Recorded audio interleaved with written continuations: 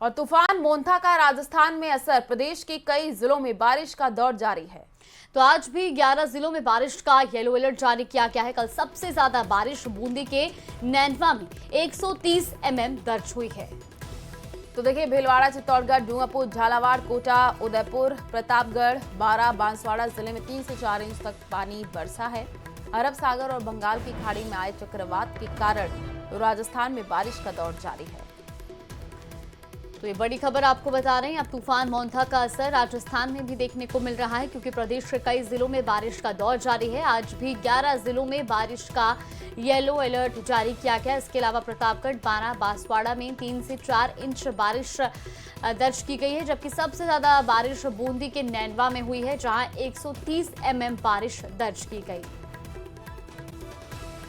और अब अंता उपचुनाव से जुड़ी बड़ी खबर आपको बता दें। गणेशपुरा के ग्रामीणों ने मतदान का बहिष्कार किया है। गांव में शमशान घाट और नाला निर्माण की मांग को लेकर के बहिष्कार किया गया है। काम शुरू करवाने पर ही मतदान करने की बात कह रहे हैं। तहसीलदार की समझाइश से भी ग्रामीण नहीं माने हैं। बिल्कुल, तो अंता उपचुनाव से जुड़ी ये बड़ी खबर आपको बता रही, जहां ग्रामीणों ने अब मतदान करने का बहिष्कार किया है और गांव में शमशान घाट और नाला निर्माण की मांग की जा रही है। इसी के चलते ये बहिष्कार भी किया गया है। दरअसल काम शुरू करवाने पर ही मतदान करने की अब बात ग्रामीण कह रहे हैं। हालांकि तहसीलदार की समझाइश के बाद भी ग्रामीण नहीं माने हैं। फिलहाल ये तस्वीरें आपको दिखा रहे हैं।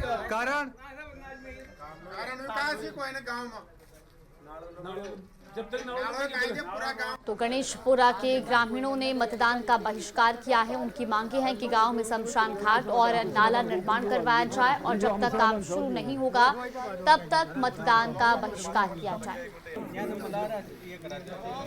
देखिए, तहसीलदार की समझाइश से भी जो ग्रामीण ने नहीं माने हैं। तस्वीरें आपको दिखा रहे हैं। बारां के गणेशपुरा की तस्वीर है, जहां पर ग्रामीणों ने मतदान का बहिष्कार किया। कारण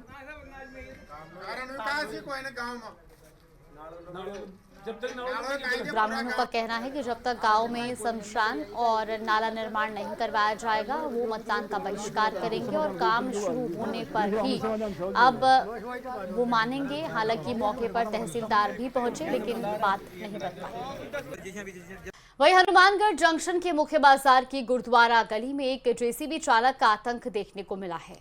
संकरी गली होने के बावजूद जेसीबी चालक ने तेज रफ्तार में जेसीबी चलाई, जिससे कई वाहन उसकी चपेट में आ गए हैं और इस दौरान मौके पर मौजूद दुकानदार और लोगों ने भाग करके अपनी जान बचाई है। घटना के बाद कुछ लोग जेसीबी के पीछे भी भागे, लेकिन जेसीबी ड्राइवर फरार हो गया। ये पूरी घटना सीसीटीवी में कैद हुई है। इस घटना को लेकर दुकानदारों में आक्रोश भी फैल गया है और उनकी सूचना पर जंक्शन पुलिस ने मामले की जांच शुरू कर दी है। फिलहाल ये 2 तस्वीरें भी आपको दिखा रहे हैं। तो देखिए, तस्वीरें आपको दिखा रहे हैं किस तरीके से मौके से भाग करके लोगों ने अपनी जान बचाई है। सीसीटीवी में जेसीबी चालक का जो आतंक है वो कैद हो गया है। जंक्शन पुलिस ने मामले की जांच शुरू कर दी है। तो संकरी गली में तेज रफ्तार में जेसीबी चलाई और चपेट में कई वाहन वहां पर आए हैं। 5 तक के सीसीटीवी में ये पूरा घटनाक्रम कैद हुआ है, जहां आप देख सकते हैं किस तरीके से जो जेसीबी चालक है वो इतनी तेज रफ्तार में वहां से जेसीबी चला के ले जा रहा है कि आसपास मौजूद जो गाड़ियां हैं वो भी इसकी चपेट में आई हैं। इसके बाद मौके पर मौजूद कई लोगों ने भागकर अपनी जान बचाई। पुलिस को सूचना दी गई और अब इस पर एक्शन लिया जाएगा। मैं बाजार में गोपाल जी पे शॉपिंग करने आई थी और एकदम से जेसीबी आई। इतनी तेज थी कि मैं बच गई। मेरी सारी स्कूटी एक साइड से बिल्कुल खत्म हो गई है और मुझे इस चीज की भरपाई चाहिए। मुझे पूरा क्लेम चाहिए। मेरी बिल्कुल नई स्कूटी थी, उसने कोई ब्रेक नहीं लगाई, वो आगे घसीटता गया, बस मैं बच गई। मेरे को भी घसीट सकता था वो। बहुत सारी बाइक्स और बहुत इंसानों को भी बचाया है। जेसीबी रुक ही नहीं रही थी, एक भी जगह ब्रेक नहीं मारी उसने। तो वहीं जयपुर के मनोहरपुर बस हादसे को लेकर न्यूज 18 की खबर का बड़ा असर हुआ है। परिवहन विभाग ने 3 डीटीओ को एपीओ किया है।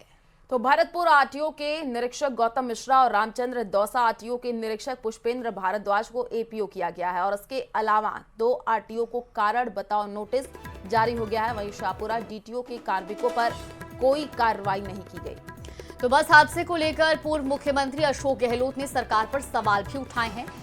जिस तरीके से पूरा हादसा हुआ इस पर एक्शन भी लिया गया है। 3 डीटीओ को एपीओ कर दिया गया है, तो वहीं भरतपुर आरटीओ के 2 निरीक्षक को भी एपीओ किया गया है। और इस पूरे घटनाक्रम को लेकर अब पूर्व मुख्यमंत्री अशोक गहलोत ने भी कई गंभीर सवाल खड़े किए हैं।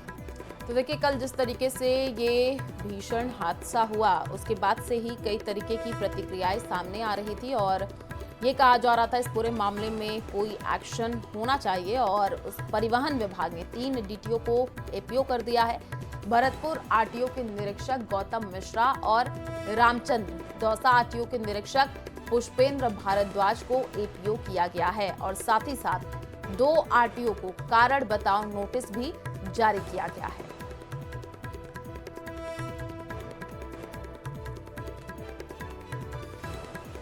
एक्सीडेंट हो गए हैं, लोग मर रहे हैं।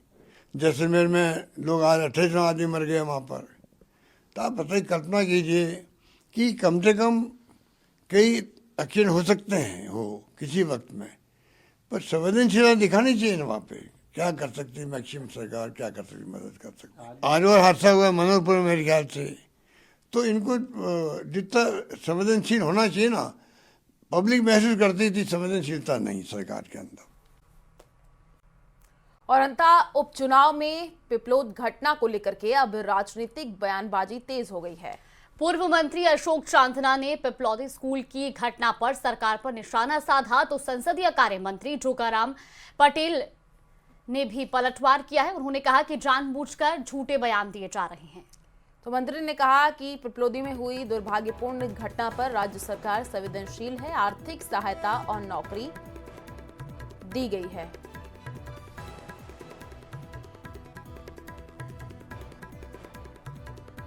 अंता उपचुनाव में आज नगरपालिका अंता के पार्षदों की बैठक में सभी पार्षदों ने हमारे प्रत्याशी को अधिक मतों से जिताने का संकल्प लिया।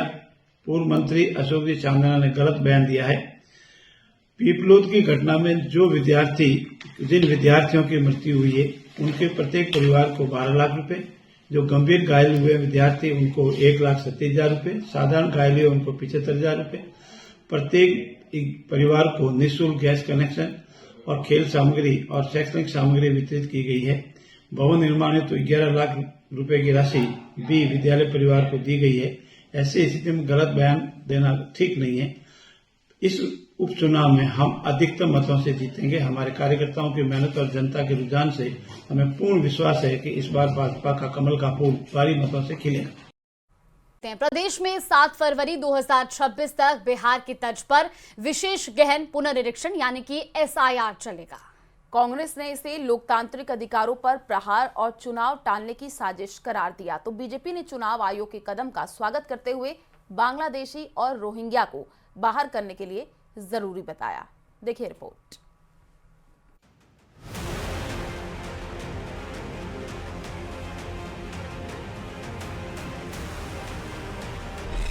एसआईआर पर टकराव, सियासत में उबाल। कांग्रेस ने चुनाव आयोग पर उठाए सवाल। बीजेपी का पलटवार, ये धर्मशाला नहीं है।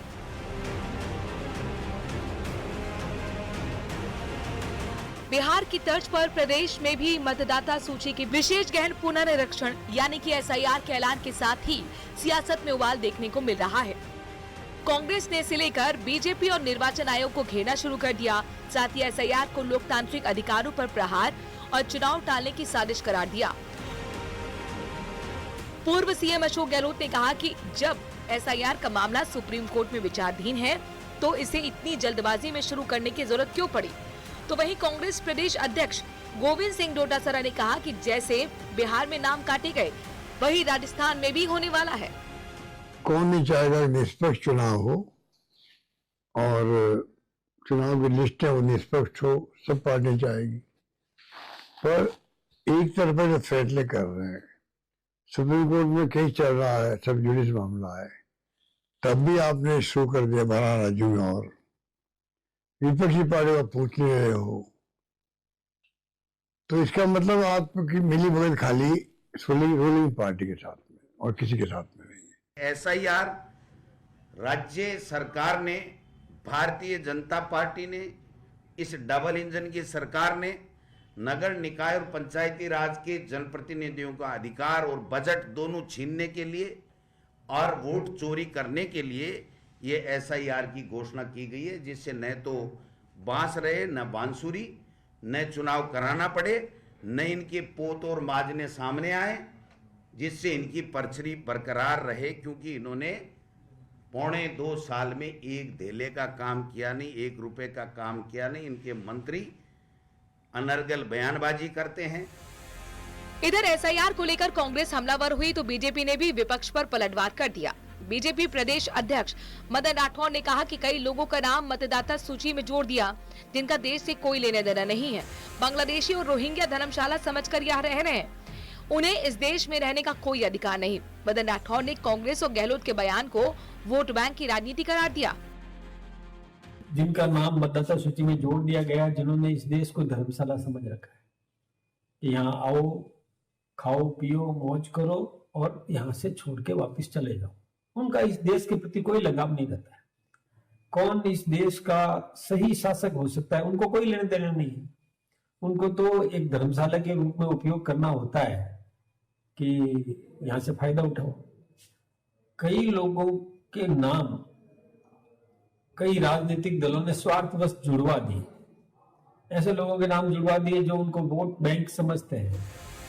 इसी बीच राज्य निर्वाचन आयोग ने प्रेस कॉन्फ्रेंस करके साफ कर दिया है कि 2002 और 2025 मतदाता सूचियों की 70% भौतिक मैपिंग हो चुकी है।